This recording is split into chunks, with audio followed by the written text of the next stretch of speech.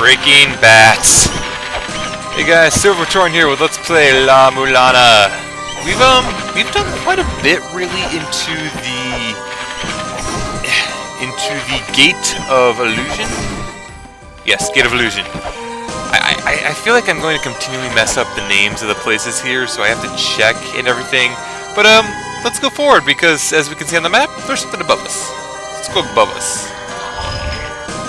Oh yay, it's the backside gate. Gotta check that out. And first things first. I wonder what we're going to be getting in here. Couldn't possibly be anything related to a key. Actually, you don't really have any indication that you are actually getting that in this area because the tablets have been all over the place with where they've applied. But first, one of the first things we want to do is go to the backside gate because we can finally get this treasure chest here because, oh hey, trap is taken care of. An empty tablet. Also, you can't get to that backside gate until you enter it from that side because the staircase will not appear until you come from the top there. Or maybe you just need to come to the gate. I don't know. I can check that. Regardless, though, let us get this treasure because this should be one of the last things we can get in this area, actually. And it is a nice bit of software. This is an additional aspect to the map, which, when activated, will work with the map. Actually, what does it do when you don't have them both activated? Okay, yeah, if you just have this one activated, it does essentially what the original map did, but it also color codes some areas. Now then, what those color codes mean is when we have both activated, we have a more detailed map. The yellow backgrounds there will correspond to where the Holy Grail tablet is. The red ones correspond to where the Cross of Lights are. They're part of another puzzle, which we'll see soon. Well, not soon enough. We'll see that eventually. It's one of the last puzzles in the game, actually. The blue gates are just areas where you can go for hints, etc. The brown gates on the blue squares are shops, and you can also see where the backside gates are. Also, with both of them enabled, you can see where the passages are to the other zones.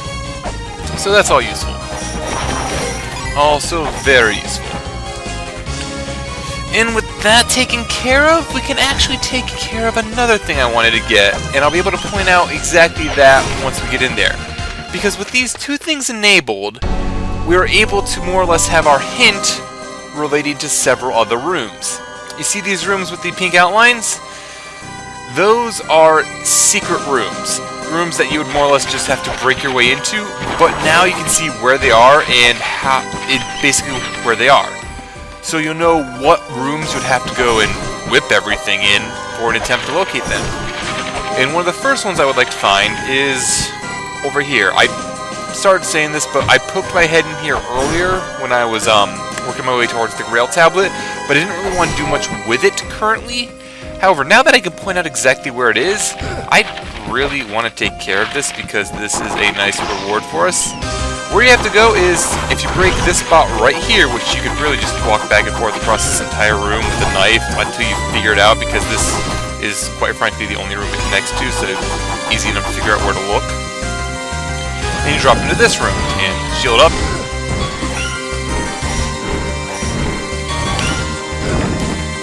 Okay, you guys, both a lot of jerks. If you get two up here at the same time, it is really painful. Oh man, I hate these lizard folk. Alright, alright. Now there's nothing in this room currently, at least as far as we can see. So we're going to have to look around, starting with the tablet. The fairy is on locket. That's wonderfully specific. Except we have seen these little platforms where there are fairies on them, and there is one other area in here we've seen where those figures are. I'm just going to warp over there because it's quicker. But it's right here. You've probably paid attention to me attacking it from various directions trying to figure out what to do with it. But really what we need to do with it is not get attacked by freaking bats. But if you attack it from the elevator here, you'll be able to break it. giving us access to another area with a pedestal. Now, by putting down the weight on this pedestal will actually trigger the reward in that area. However, as the tablet said, the fairies unlock it. We need a key fairy. I'll see you guys when I find one.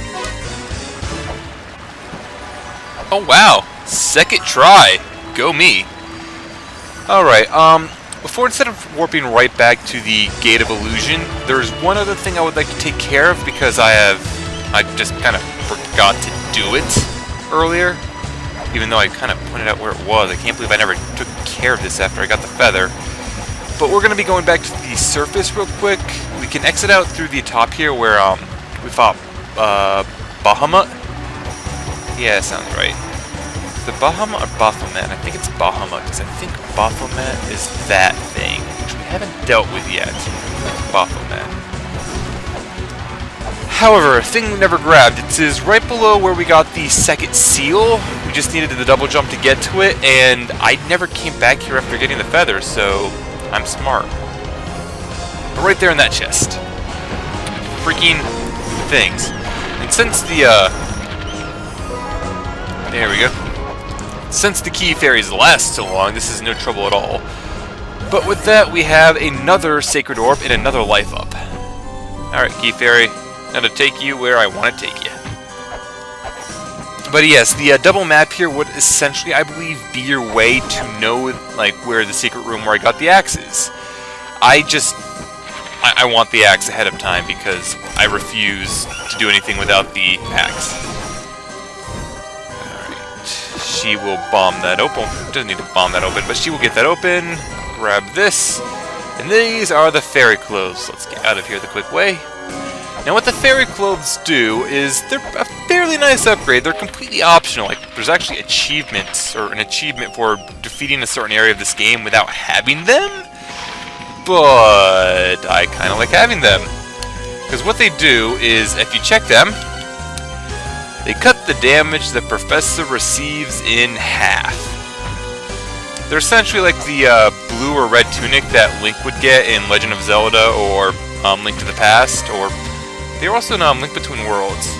See, be a little man, only the small shall proceed. We've already proved we're small.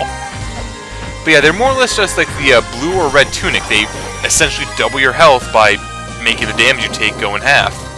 And they're really nice to have. Now then, did I actually read that tablet? I don't remember. That looks suspicious. This here is Chi-Yu. Chi-Yu is a mini-boss, and he's going to be a rather pain in the butt for us to deal with. As you can see, he's healing at an incredibly fast rate. Every green tick he's taking, like every time one of those blood drops lands on him, he heals. We can't damage him through this. We just can't. Come this far, blinded by pride at their own powers. Fool deserves naught but death. Well, we aren't a fool, so we should probably get out of here quickly. Now then, Chi-Yu, since I don't think I actually read the tablet, I'm actually going to go back and read the tablet now. Chi-Yu he was actually kind of hinted at very early on in this game. Because right down here at this tablet, I'm pretty sure I didn't actually read it. I might have. I think I got distracted explaining the map. Pretty sure I just got distracted explaining the map. But Chi-Yu, demon who attained the power of eternity. That sounds suspicious. Absorbing the life force of innocent maidens. We've already seen the innocent maidens fall down into the abyss over here. In fact, this room right here is the sacrificial abyss. If we're gonna defeat him, we'll have to cut off his source of sacrifices. So let's go up to the source. This room's important. I hope you caught all three of those ghosts. The one at the top isn't that important because she's just one of the ones going to be sacrificed. Now the other two, however, they tell you where to go. The one here takes you to a warp. Can't really read this, so not important. The one over there takes you to a warp.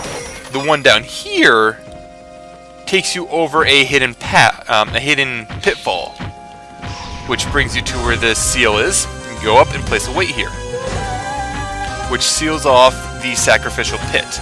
Now there's a glitch with the game essentially where we're going to stick around here for a moment and we should see one visual glitch of another sacrificial maiden falling right through there despite the fact it's sealed off, but don't worry, it's actually sealed off, it's just a glitch. Let's see, he who reads the stone tablet, art thou a wise man or a fool? Yes, we kind of hope the same thing. Being a fool isn't fun. There's also the gate there, but we'll be going through that later because stuff I want to do first. Actually not going to do the glitch this time. It's done the glitch in every other time I've tried to record this. Literally every other time. Regardless. Before we go down there to fight Chi-Yu, there's just one other thing I want to do just so that I have it done and I don't forget to do it. Also, we could go up this ladder here, but you can see that there's nothing above us. It'll warp us around to another area, which, looking at it, that would be useful for helping solve a puzzle later, but currently I don't really want to mess with it. Where would that take us, actually? That would take us there? I don't know. One of those two places. Ooh, that would probably help. Yeah, that'd be really helpful for solving that puzzle. Regardless, what we want to do? Pitfall, walk over here. Place this down. You get rid of the spikes, and a platform appears there. Now, as you can guess from the ladder on the far right of the screen, that wall there is kind of breakable. We can get through there.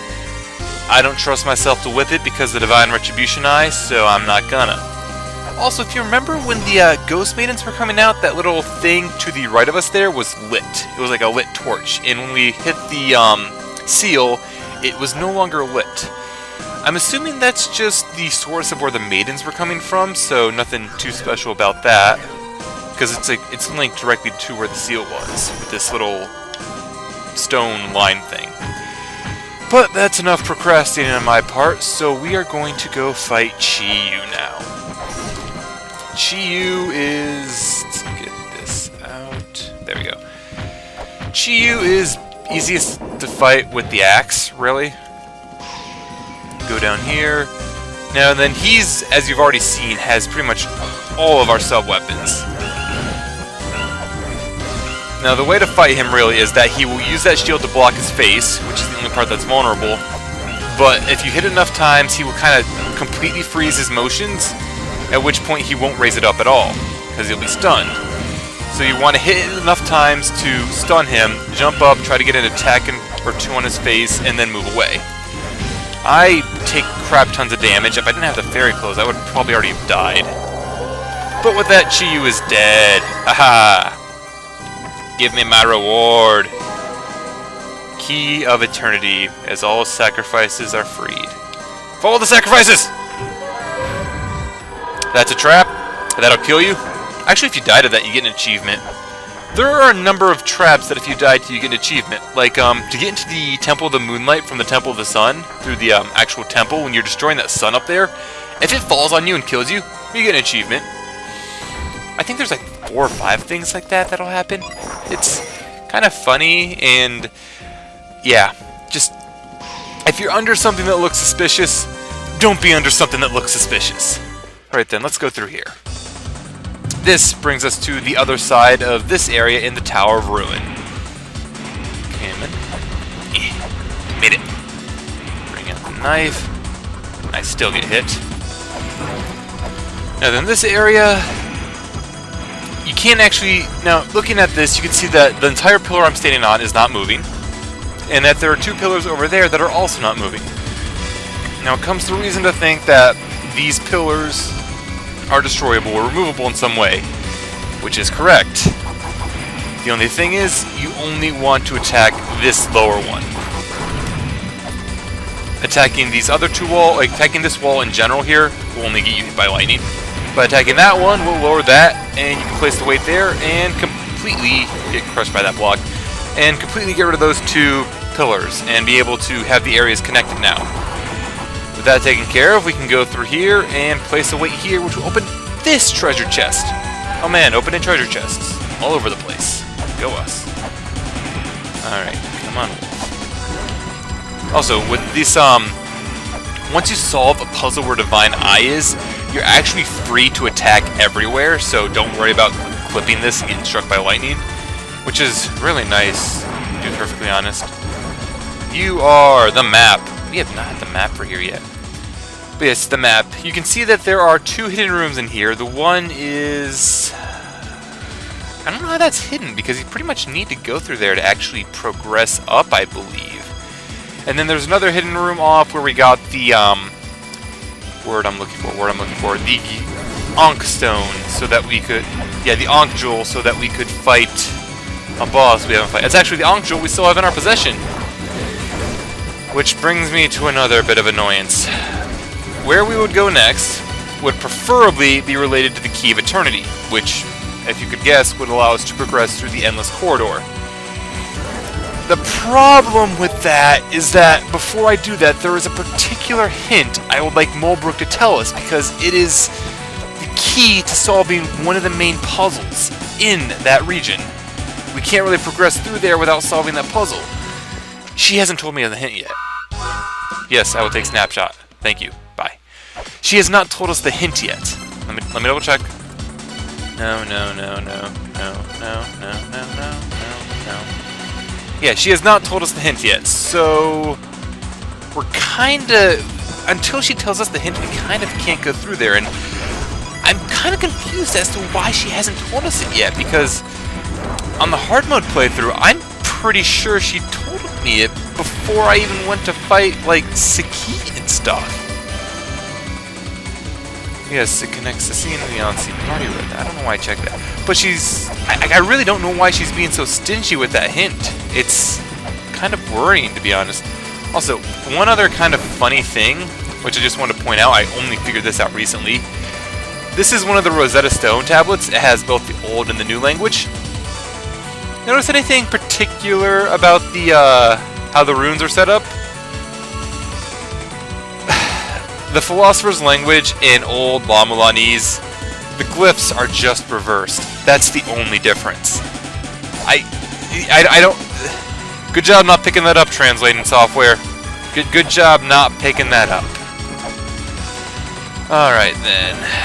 That taken care of. I'm gonna make a quick stop at Mulbrook to see if she'll tell me the hint now. I don't expect she will. I don't want to fight this boss now, but I'm probably gonna have to. Yeah. Let's check in on Mulbrook first, and if she doesn't tell us the hint, I'm gonna go heal and smash my head against the boss. Probably finish off the video there. He's not really that long and difficult to fight. I don't know, the video's actually been fairly long. Hey Mulbrook, you have the hint? You're not asleep. Tell me the hint. Useless. You know what? I'm just gonna do this next time. So this has been Silveratorian with the Let's Play La-Mulana. This has been the rest of the Gate of Illusion that we can do currently. So next time, we're really just gonna have to fight this boss, because outside of the Endless Corridor, which I could solve, I know how to solve it, but without the hint that Mulbrook gives, I don't really want to do it. So, without going through the Endless Corridor, the only place left we can go is to fight the next boss, and he's admittedly not the worst. It's just, if I don't start him out right, I'm not going to kill him. I need to have the first part of his fight go perfect, which I suppose isn't that difficult. Regardless, I will see you guys all then. Later!